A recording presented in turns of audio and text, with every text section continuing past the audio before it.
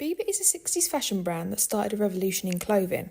Barbara Hulanicki founded Biba in 1963, selling inexpensive women's and children's clothing. She said, "I wanted to make clothes for people in the street. Fitz and I always try to get the prices down, down, down." I visited the Biba exhibition at the Fashion and Textiles Museum to understand how the company that existed for just over a decade revolutionised and democratised fashion.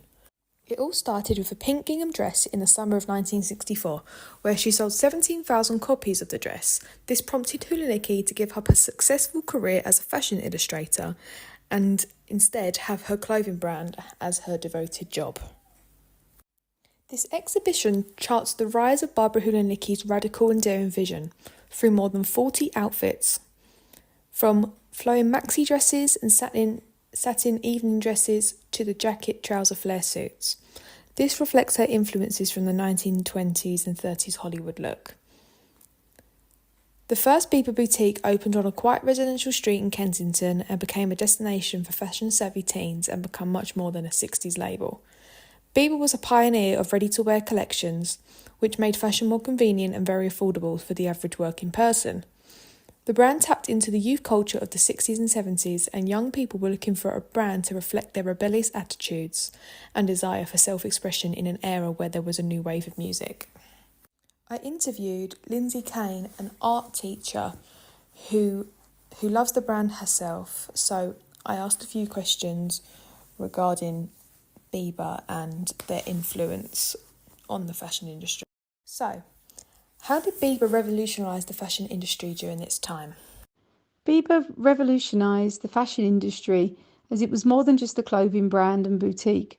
It was more like a department store as it sold women's, men's clothing as well, makeup and jewellery as well as furnishings. No other fashion brand at the time was doing that. Biba was ahead of its time really, as this is now the business model for all the high street brands such as Primark, H&M and Zara. Do you believe Biba's unique style and designs continue to influence the modern fashion trends today? And if so, how? Biba's style has always been timeless. The designs have always had a vintage feel to them.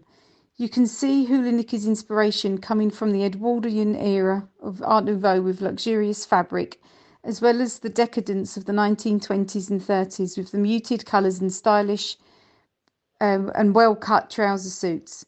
And despite being affordable, the designs have always been popular with celebrities such as Mick Jagger, Freddie Mercury, David Bowie, Marianne Faithfull, as well as other Rolling Stones, as well as Kathy McGowan, who was popular, like a popular it girl in the 1960s, as well as more recently with the model Kate Moss and singer Lily Allen being spotted in vintage Biba regularly. So I think that it's always going to have such an influence over modern fashion trends. What do you love about the brand Biba? Personally, I love the luxurious fabrics, especially the use of velvet and the use of darker tones with a hint of metallics that give more of a timeless appeal to the Biba designs. I also love Art Deco, and Biba has always appealed to me as it is reminiscent of that elegant era in both fashion and furnishings. So it's something that I've always liked, especially as it's come from the 1960s and 70s, but it doesn't always necessarily look like it has because it's got such a timeless appeal to the designs. Biba revolutionised and democratised fashion by making it more accessible, affordable and inclusive, while also tapping into the culture of the 60s and 70s. Its influence can still be seen in contemporary fashion trends and retail practices today. The Biba Story exhibition is available until the 8th of September. Book now on fashiontextilemuseum.org.